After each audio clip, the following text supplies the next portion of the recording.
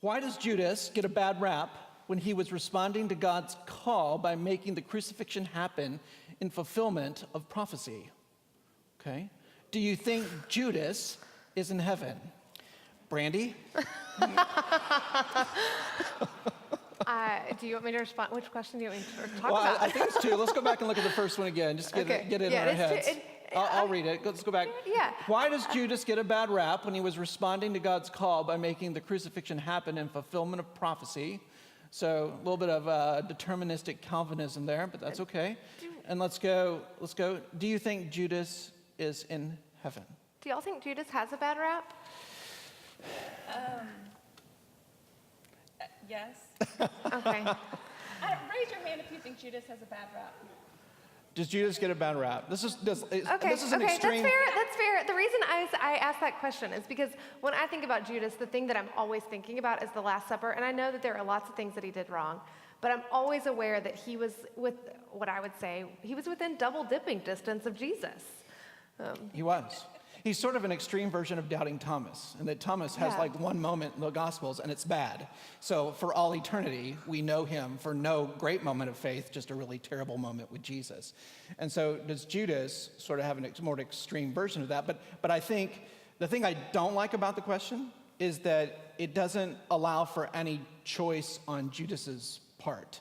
And I don't know that I really believe that God force fits us into God's plan to such a degree that we have absolutely no choice in the matter.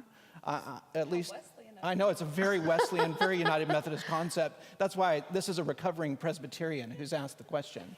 But I don't think God does that. And even when the Scripture says something like when God hardened Pharaoh's heart.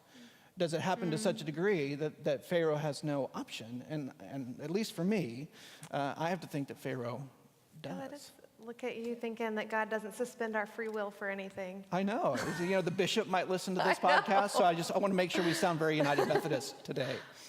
You want to have any thoughts?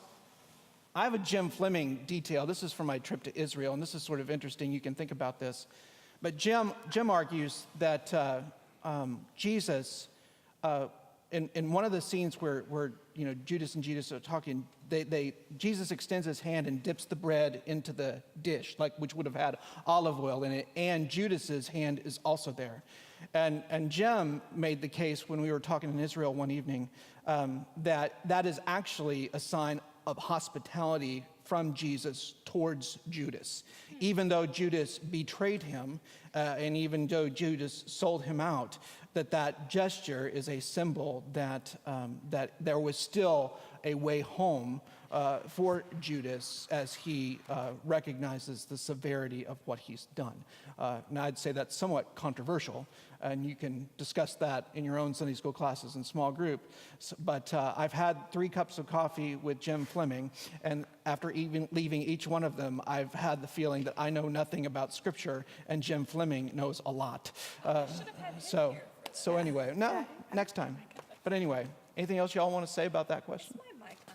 I don't know that I can hear you. Well, I'm sorry. Oh, okay. But I don't want to give all these thoughtful things if it's my fault.